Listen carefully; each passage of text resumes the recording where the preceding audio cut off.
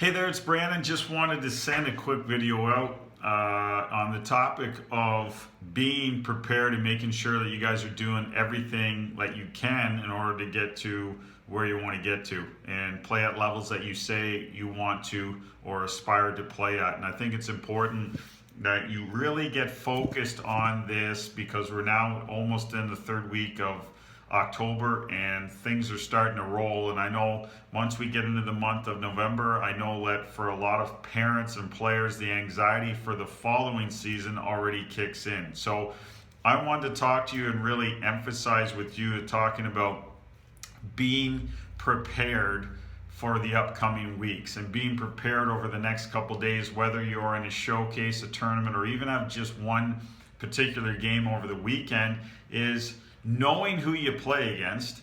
If they are a strong team, then you know how you have to prepare and you have to make sure you're at your best. But if they're a weak team or a team that you can take advantage of, you should be excited and thinking about, hey, this is a great opportunity to really take advantage and whether you're an offensive player, maybe get a 2-3 point night in a game, or if you're a defensive player, be very physical and dominant one-on-one and no one beats you. If you're a goaltender, maybe shut the door and get a shutout. But you have to learn how to take advantages in order to give yourself, a pat on the back. And that's why I try to reemphasize with all of my clients and even families and players is that you have to be smart enough to know your competition and to know when you can take advantage of certain teams. And I don't think everyone's doing a really good job at that. A lot of times what happens is that players play down to their competition and they don't get the results they want.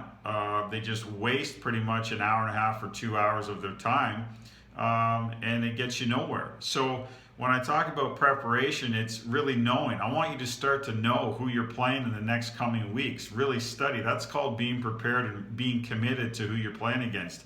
You can ask Sidney Crosby, Taves, Kane, any of these guys. These guys know who they're playing coming up weeks in advance. And they can tell you, if I asked you how you did last weekend, a lot of times I get answers that most kids or players can't tell me how 3 or 4 games went, let alone talking about 1 week ago, 2 weeks ago, 3, 4, even 2 months ago.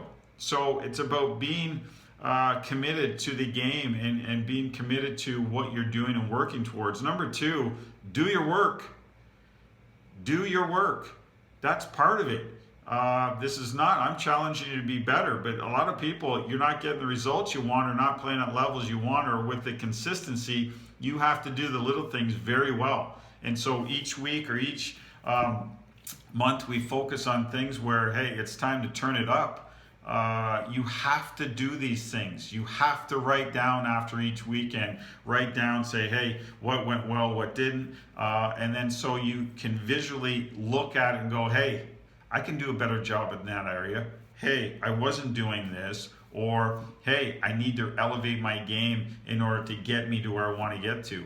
That's the purpose behind when we do these exercises, or you get emails on every weekend on a Sunday afternoon to take 5 minutes and to reflect and go over it. Number 3, I'm going to re-emphasize this over. I'm going to tell you again. Hopefully your parents re-emphasize with you again. You need to communicate with your coaches.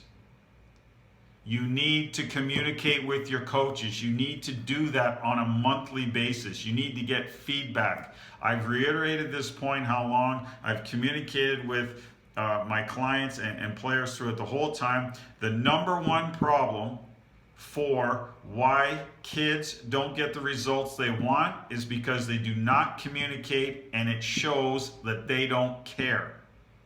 That's what or why I reiterate to you to do that on a consistent basis, because too many times I ask kids, when's the last time you spoke to your coach? Well, really haven't.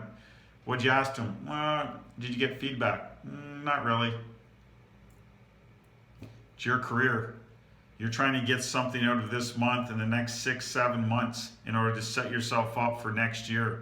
You need to get committed. You need to do the work. That's part of the process. is communicating with your coach. Number one is showing that you care. I know that most of you all care, but by not communicating with your coach, they assume things, and then most times if things aren't going well, they assume you don't care about what you're doing or what they're trying to build or where they're trying to move the team towards. So that's the purpose behind it. Whether you're in 14U, 15U, midget, 16, 17, 18, playing junior or college, this needs to be done on a consistent basis.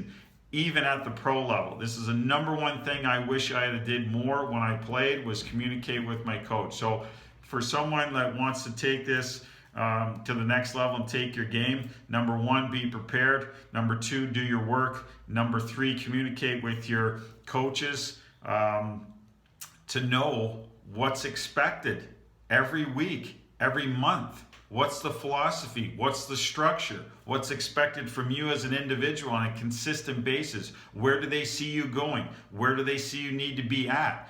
These are things you need to ask yourself on a consistent basis. So let's step it up. Let's get after it. Let's get hungry and do the work and hustle, and good things will happen.